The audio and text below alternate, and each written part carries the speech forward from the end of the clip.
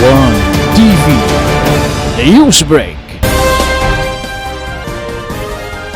Samtang Kapitolyo o BFP Misamis Occidental miduyog sa 10th Nationwide Fire Olympics 2026 activity. Malampusong ipahigayon niadtong Martes, Marso 24 ang ikanapulo nga National Fire Olympics 2026 dito sa Misamis Occidental Provincial Athletics Complex kon Mupak, Arqueta City. Uban sa tema nga bombero, alagad ng kaligtasan, kasangga sa asinso ng bayan. Nagtapok ang mga maisog nga bombero gikan sa nagkanilaing rehiyon sa nasud sugod sa Region 1 hangtod sa host region nga mao ang Region 10, lakip na ang Region 13.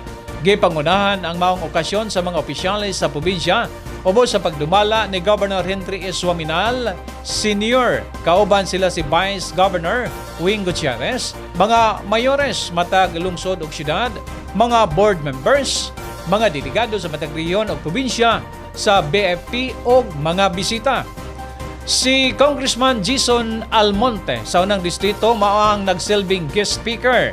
Sa iyang mensahe, iyang gihulagway ang pamilya sa Bureau of Fire Protection isip tinuod nga life savers.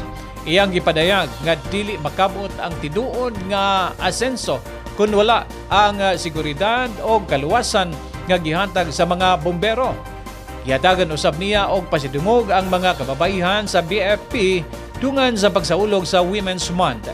Maniton usab nga gidawat ni Mayor Lemuel Merrick Acosta ang mga contingent sa dakbayan sa Arqueta. Iyang gidapit ang mga partisipante nga dili lang makigtigi sa kahanas kundi tilawan usab ang mga lokal nga lamiang pagkaon sama sa lumayagan, mga sinugba o halang-halang. Ang programa gisugdan pinagi sa usa ka mabulukon nga Parade of Contingents. Gisugdan kon sa invocation ni Reverend Father Randy Baluso o ang oath of sportsmanship nga gipanguluhan ni Police Chief Superintendent Robert Pasis. Formal nga gideklarar ang pag-abli sa kompetisyon ni Police Chief Superintendent Wilberto Riconel E. Quan Chu. Tumong sa maong kalihukan nga mas mapahayag pa ang disiplina, kusog o panagiusa sa mga bombero sa tibok Pilipinas samtang gipakita ang kanindot o kalambuan sa Misamis Occidental. As you compete in the days ahead, may you showcase not only your skills and strength, but also the spirit of camaraderie and unity that binds all of you together. While you are here, we hope that you will not only enjoy the games, but also experience the warmth and hospitality of our people. Please take time to appreciate the beauty of our city and province. Immerse yourselves in our rich culture and savor the unique flavors of our local cuisine. Dinhi sa Roqueta, please try our lumyagan, browas and halang-halang. Sure ko makaingon mo tanan nga grabe kalami ug mubalik mo dinhi sa amo ang dapit. Ang among mga kaigsuunang misamisnon, maayong buntag sa atong tanan.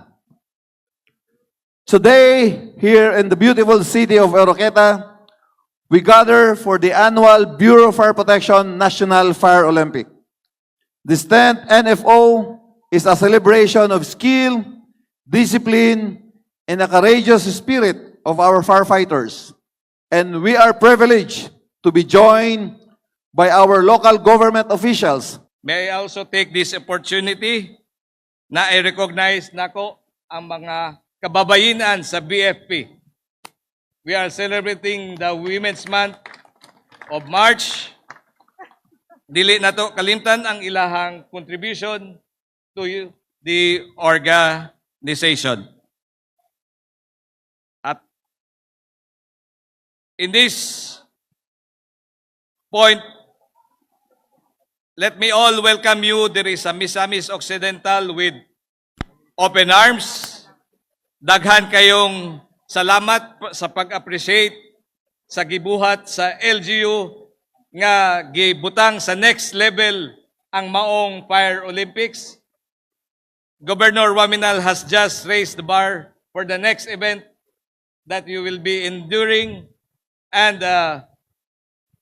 it is our pride as Misamis Luzon nga ato ning every year ang bar nagkataas for future excellence sa ato ang tagsa-tagsa ka serbisyo.